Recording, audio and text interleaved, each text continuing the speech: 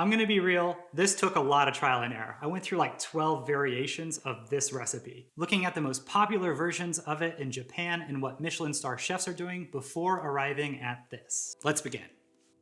First, we're gonna make the dumpling wrappers. Now, it's a pretty time-consuming task, so if you wanna skip this and just go and buy some pre-made wrappers at an Asian market, you're welcome to do so. Just know that they don't have that same chewy quality to them that the handmade wrappers do. To make them, first we need 205 grams or a 3/4 cup of hot water. You want really hot water, like 150 degrees or so. Then we're gonna get 4 grams or 3/4 teaspoon of salt, and we're gonna give that a stir until it's dissolved. Now let's bust out the stand mixer, and in that bowl, we're going to add 375 grams or 3 cups of all-purpose flour. Then we're gonna add that hot water and 14 grams or 1 tablespoon of sesame oil. Give that a rough mix and try not to break your spoon while you do it. Once it starts to come together, let that stand mixer do the work. Set it on a medium speed for about 5 minutes with the dough hook. Once it's done, it shouldn't be sticky and it should be this nice smooth ball. Cover that bowl with plastic wrap and just set that on the counter for about 45 minutes to rest.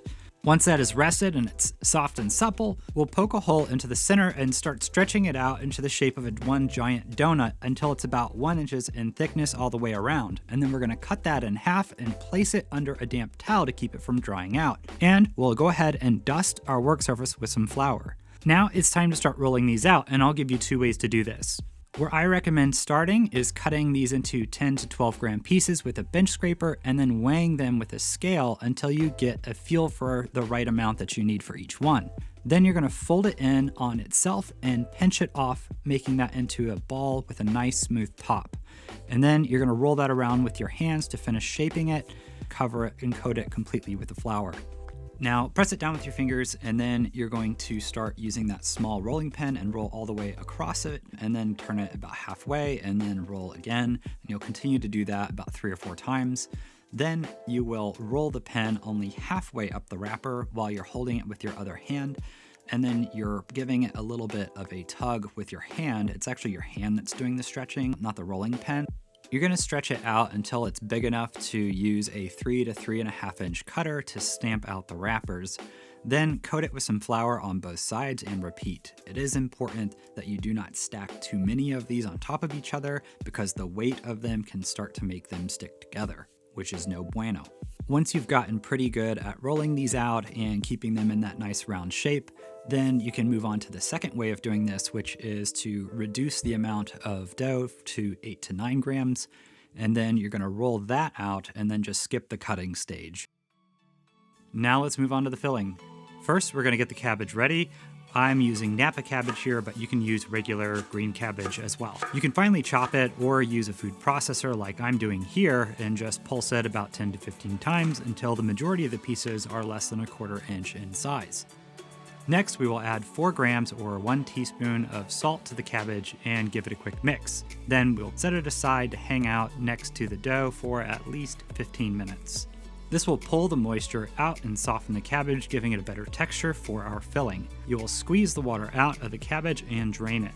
Looks like a lot less cabbage now that it's done, right?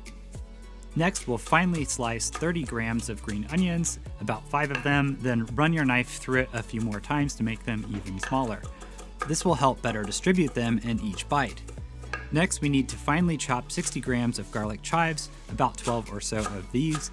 They are also called Chinese chives, and you can typically find them in an Asian market, but if you can't find them, you can just add another 10 grams of green onion to the recipe in its place. Next, we'll want to take about 1 inch of ginger and grate it to give us 10 grams. Then do the same with about 5 cloves of garlic for 12 grams of that. Now, onto the pork. We'll start with 500 grams or 1 pound of ground pork. The fattier, the better. We will start by kneading the pork by itself until it starts to turn whitish and form like a dough ball.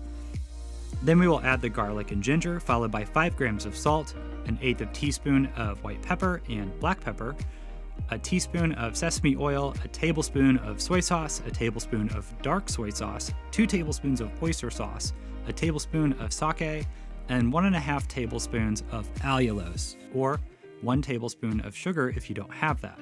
And finally, 15 grams of granulated chicken soup base. Next, mix it all together really well, then add the garlic chives and the green onions, add the cabbage, and then continue mixing for a few minutes until it is all well incorporated. Set that in the fridge for an hour or overnight to let the flavors meld a bit and for the fat to firm up. And now it's time to assemble them. You'll want to take about 2 teaspoons of filling and place it in the center while flattening out with your fingers just a little bit to help with the distribution of the filling. I like to do about 5 of these at a time and then clean my fingers with a paper towel before sealing them up. With a small bowl of water, dip your finger and wet half the wrapper. Then we're going to fold that and then pinch the center. Then we're going to start pleating and pinching 3 times, going down on one side to close it, then 3 times going the other way. And make sure that the dumpling is completely sealed. These take some practice, so don't feel bad if they don't look great at first. Just focus on ensuring that they are sealed and can stand upright on their own. If you made more gyozas than you need, these freeze really, really well. Just take a sheet pan, lay some parchment paper down, and place them on there. Stick them in the freezer until they harden, and then you can transfer them to a gallon-sized bag. You'll cook them the same way that we'll cover here, just add a little extra water and an extra 5 to 7 minutes of steam time so they can thaw out completely. Now let's get to cooking. To make the pot stickers extra crispy, we're going to add 3/4 teaspoon of potato starch with 150 grams or 3/4 cup of water and give it a stir. Heat the stove on high and in a 12-inch nonstick pan, add 2 teaspoons of sesame oil and spread it around with a paper towel. Once the oil starts to smoke, pour the water mixture into the pan, then carefully place the gyozas in a pan, then cover with a lid or some aluminum foil like I have here and reduce the heat to low and cook for 6 to 7 minutes until you start to hear some crackling in the pan. Then take the lid off and rip the temperature back up to high and cook for another 2 to 3 minutes until the bottoms are nice golden brown. Oh, and one last thing, the dumpling sauce. Regardless of how good they are on their own, you gotta have it. So in a small bowl, add 4 tablespoons of soy sauce, 3 tablespoons of rice vinegar, 1 teaspoon of chili garlic sauce, and half a teaspoon of toasted sesame oil. Give that a mix, add some finely chopped green onions if you'd like, and enjoy.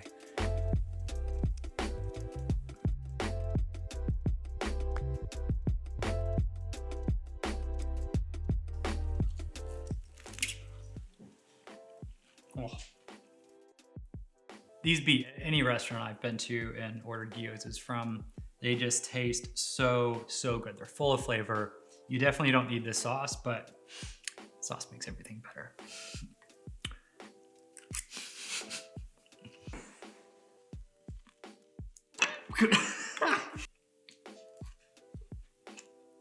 Yeah? What do you think? Very good. Hey, come back here with that.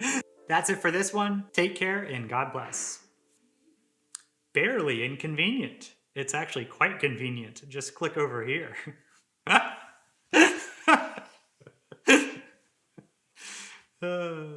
Crack myself up sometimes.